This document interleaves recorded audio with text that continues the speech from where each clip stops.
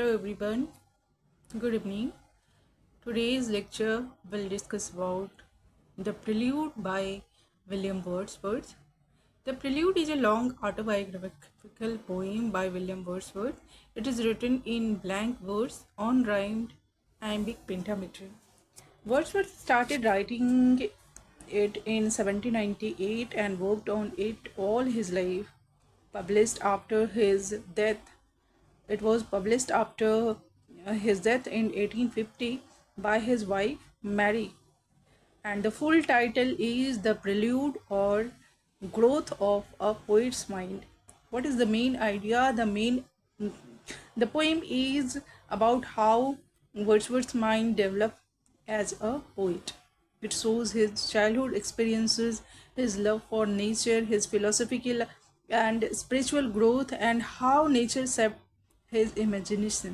It is like Wordsworth's spiritual autobiography in verse. Structure divided into 14 books in final version.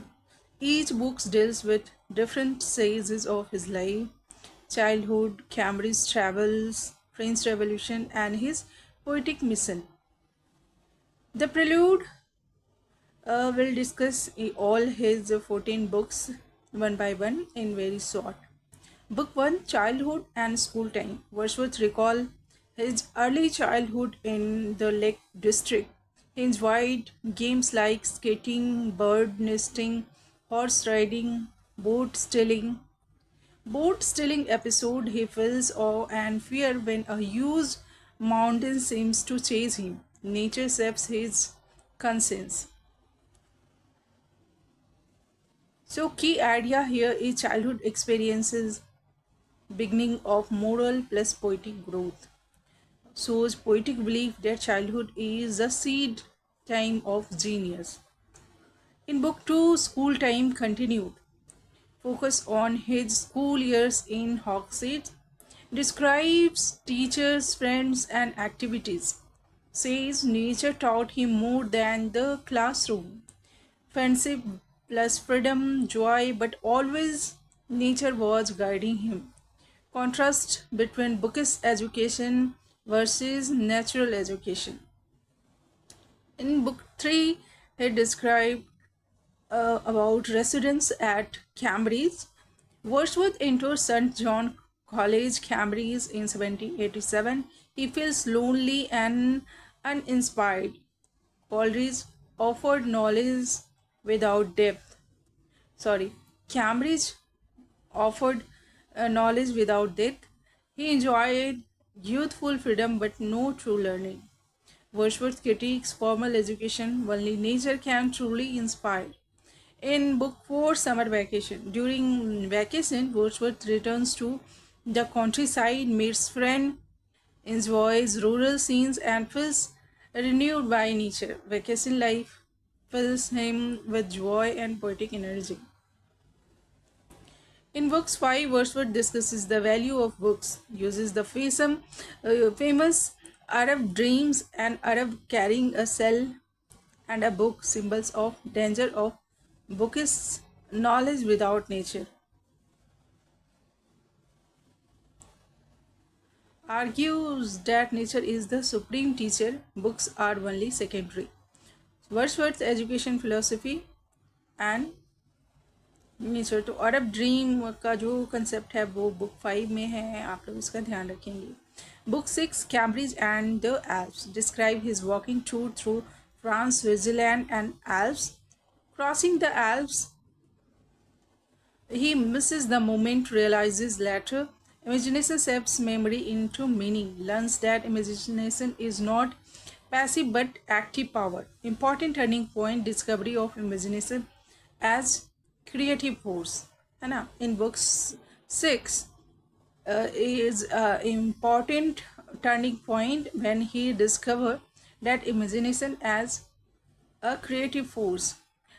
In book 7, Residence in London, Wordsworth's impressions of London city life.